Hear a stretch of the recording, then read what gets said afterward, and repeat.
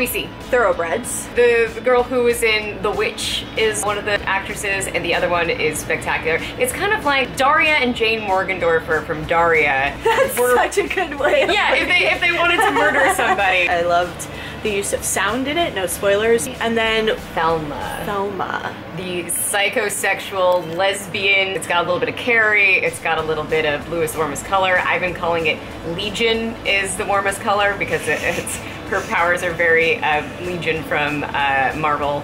Esque. I loved everything up until the very ending, which I will not spoil for you. I like that I saw it in a movie theater because I definitely would have been on my phone or been distracted if I had to see it in real life. How dare you? It goes on too long. So is this your first Fantastic Fest? Oh no, this is my third Fantastic Fest. To me, like, Fantastic Fest, I just came one year randomly because Jeremy Azevedo, who we used to work for at SourceFed, you may have heard of it. Pour one out. Yeah, pour one out. He was like, we gotta go to Fantastic Fest for SourceFed Nerd and just cover it. And I was like, okay. I'd always heard of it, and so I came and I was like, it changed my life. It just turned out to be like the perfect blend of just everything. Sight, sound, and touch. What are you looking forward to touching with your eyeballs as you're here? What's top of the list? Queso. I'm really excited about Anna and the Apocalypse. I think I was looking most forward to Gerald's game. And you saw that last night. I did. I saw it last night. I really enjoyed it. It's coming on Netflix soon, so everyone else will be able to enjoy it soon as well. But I just couldn't wait those extra couple of days. I needed to see it early, and I did. I was happy. And this is a Stephen King adaptation. That's right. So Stephen King real big this year. Yeah, you know, he's having I think he's gonna go somewhere. I think that kid's got what it takes. What are you most excited to see? I'm most excited to see the thing that I've never heard of, so to be honest, I'm not really sure. So you kind of will know it when you see it. Yeah, exactly. That's the fun of it. Oh, the Cell Block. What is it? The Cell Block. What's the Cell Block movie called? 99. Was the Cell Block of 99? No. Yeah, so Brawl in Cell Block 99 is the new movie by the guy who directed Bone Tomahawk. Brawl in Cell Block 99. I love Bone Tomahawk. I can't be more excited for that movie. Very good. Same for you, Sam? I think I was pretty excited for 3 Football and Soul, and I cried my eyes out, so I think it did its job. I have to know why I was emotional. It deals with suicide, so it's a little sad, but it's hilarious. Is there in fact a giant ball? Yes, of course.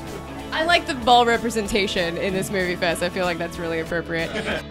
We started off early with Mary and the Witch's Flower. The director Hiromasu Yonebayashi. It's really beautiful, and she gets to go to witches' school. It's Harry Potter in anime with a female protagonist. Yeah! I've never seen an anime or cartoon or anything children family oriented that basically was like, yeah, magic.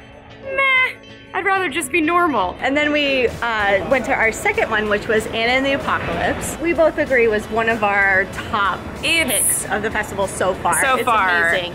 It's a zombie Christmas musical. High school zombical. Yes. And we are very lucky tomorrow. We are going to be with the cast.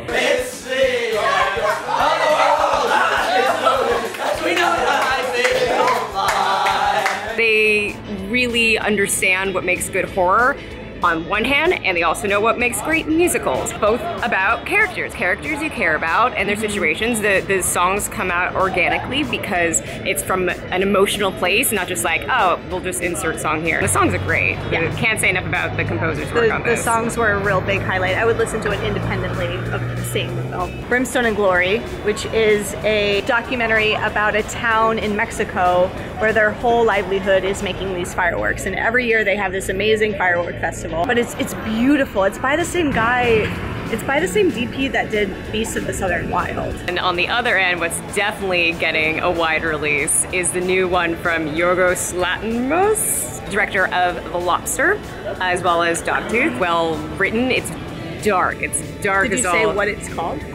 Killing of a Sacred Deer. It's that dark comedy that if you loved his other films, this is just another, like I said on Twitter, this is another like coat of black paint on his dark comedy. Definitely tops of my list at this point.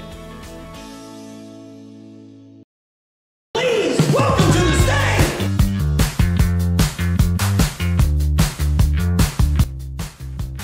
Standing here with Bree, you guys know her, love her. Tell me where your mind was last year. Bree fought Whitney Moore. What were you thinking? I was thinking, holy shit, Whitney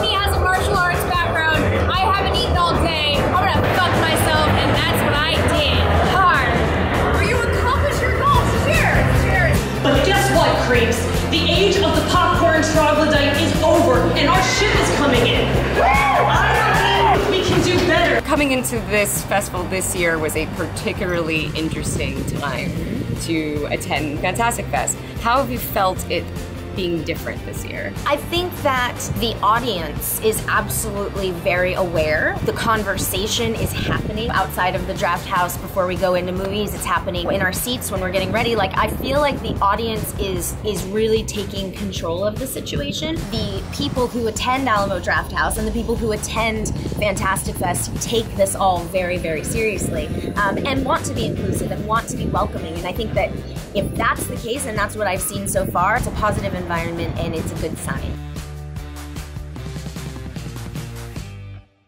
How did you prepare? How did you train yourself for Fantastic Fest for 8 days of sitting on your butt? I didn't drink for a few days because that's pretty much 8 days of also drinking and sitting on your butt. So. Your sacrifice is noted in the annals of history. We're in the airport about to leave.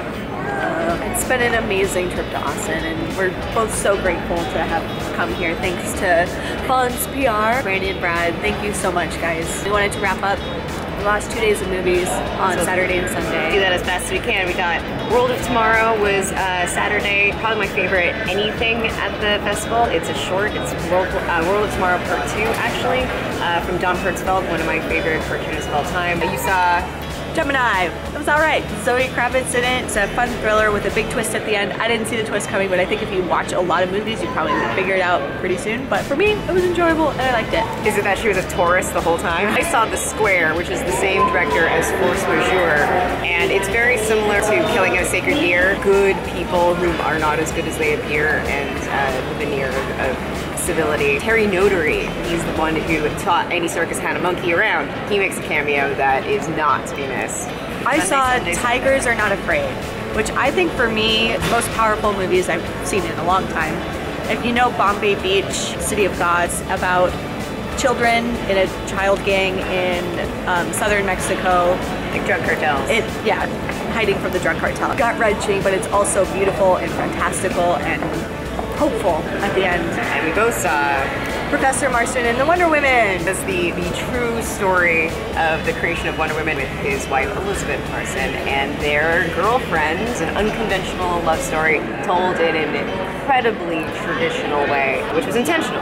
The amazing director Angela Robinson, she deliberately wanted it to feel like accessible. That you could, yeah, accessible and something you could understand. You liked it more than I did. I really liked it, yeah. I wish it wasn't so traditional. I wish it took risks, and I wish it was like a flattening of the story. And I don't know if that was what the movie needed. Oh, also Five Fingers of Marseilles. I didn't get into South African Western. Incredible performances, really gritty, really beautifully shot. All right, my arm's gonna fall off. Thanks for joining us. And we'll see you guys soon. This is me flapping.